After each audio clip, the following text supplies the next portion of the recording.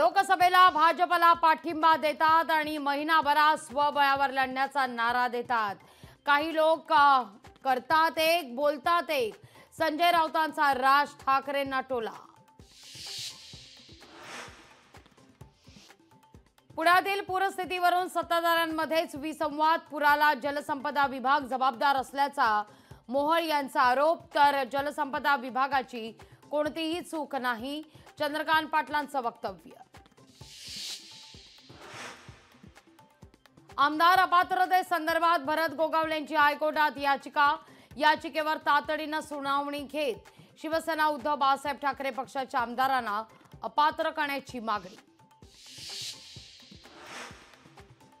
विरोधकांची भूमिका स्पष्ट नसेल तर सरकारने निर्णय घ्यावा।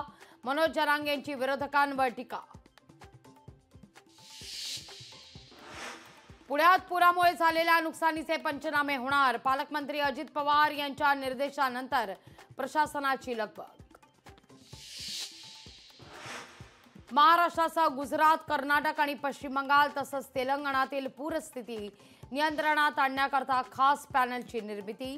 केंद्र सरकारचा पूरबाधित 5 राज्यांकरता 2500 कोटी रुपयांचा प्रकल्प।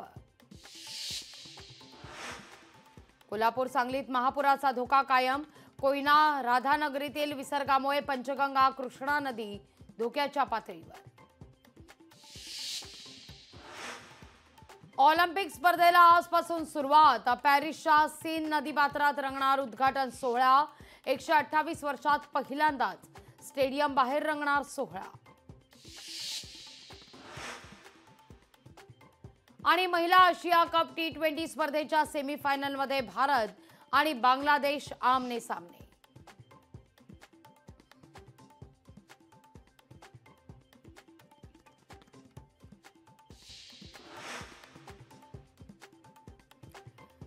कासारसाई धरण 95.12% भरलं। नदीकाठच्या गावांना सतर्क राहण्याचा इशारा।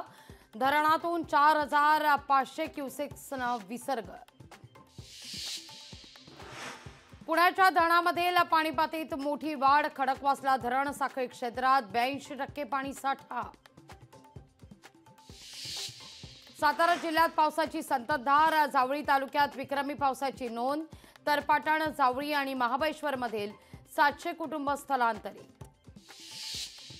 वैनगंगा नदीनं ओलांडली धोक्याची पातळी। नदीकाठावरील गावांना सतर्क राहण्याचा इशारा। वाशीमध्ये जीव धोक्यात घालून तरुणांची हुल्लडबाजी। जिल्हा प्रशासनाकडे तरुणांवर कारवाईची मागणी।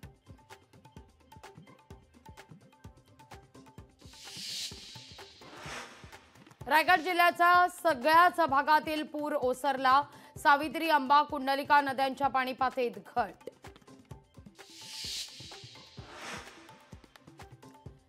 वर्धाकरांकरता दिलासादायक बातमी। वर्ध्यातील महाकाळी धरण ओव्हरफ्लो।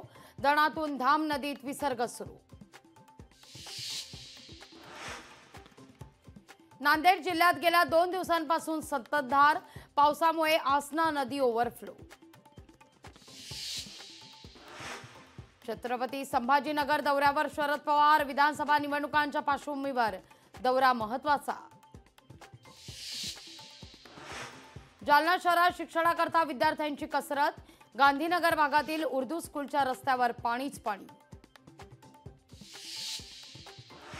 नगरमध्ये बाळासाहेब थोरात यांचे पुन्हा भावी मुख्यमंत्री म्हणून बॅनर। कार्यकर्त्यांच्या उत्साहाला काय करणार, थोरात यांची प्रतिक्रिया। दीक्षाभूमीतील भूमिगत पार्किंगचा खड्डा बुजवण्यात येणार। 20 सप्टेंबरपर्यंत भूमिगत पार्किंग खड्डा बुजवणार असल्याची माहिती। नाशिक हिट अँड रन प्रकरणातील 5व्या संशयितास तळोजा इथून अटक। संशयित सुरतमधून अवैध मद्याची महाराष्ट्रात करत होता विक्री।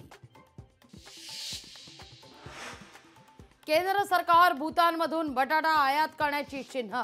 देशात बटाट्याचे दर वाढल्यानं आता बटाट्याची कमतरता भासत असल्यानं केंद्राचा निर्णय।